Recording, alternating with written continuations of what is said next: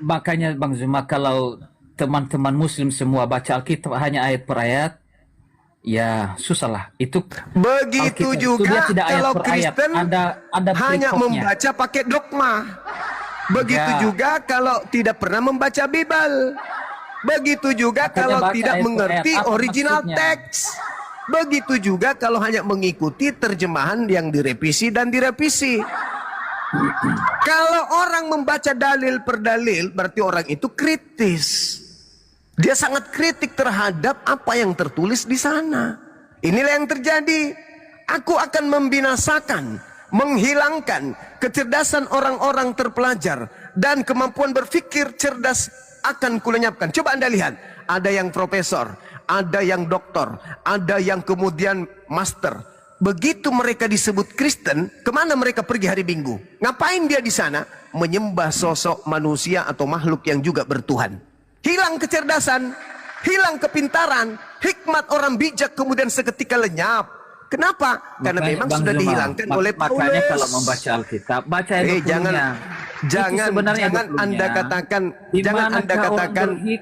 jangan Anda katakan bahwa saya salah. Coba orang-orang Kristen yang gelar profesor, coba yang bergelar profesor di Kristen, coba tanya mereka, apakah betul yang keluar dari rahim Maria berupa bayi tak berdaya itu Tuhan? Ya, tanya gelarnya apa? Profesor. Kenapa bisa menyembah kepada bayi? Karena itu tadi, kecerdasannya aku cabut, kepintarannya, logikanya aku matikan. Aku tawan semua kecerdasannya menuju kepada ketuhanan Yesus. Dalil, kalau kita lihat pakai dasi, cerdas dia.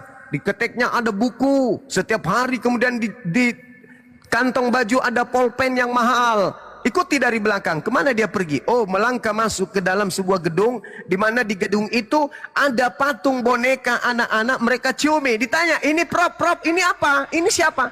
Itu patung Tuhanku. Masih berakal enggak dia tuh? Masih cerdas enggak dia sesuai dengan gelarnya tuh? Masih pintar enggak sesuai dengan gelarnya? Masih punya logika enggak? Shit, tak ada lagi. Kenapa? Karena dia sudah ditawan oleh Paulus. Itu dalil, Bung. Itu dalil. Kamu enggak malu?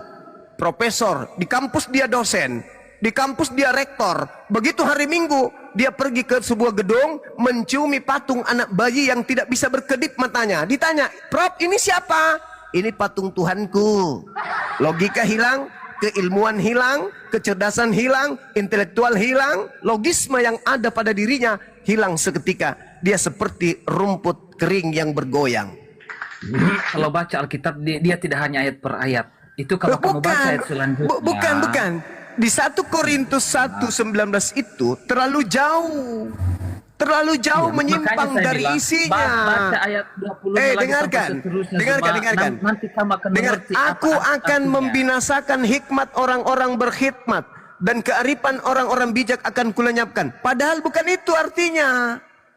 Dia mau menghilangkan kecerdasan. Bukan. Arti yang sesungguhnya adalah, baca di ayat dengarkan, arti yang sesungguhnya adalah, aku akan menghilangkan kecerdasan orang-orang terpelajar, dan kemampuan berpikir cerdas akan kulenyapkan. Itu arti yang sesungguhnya. Artinya, setelah Paulus ini kemudian membunuh jasad, selanjutnya dia membunuh akal manusia. Makanya disebut penyesat.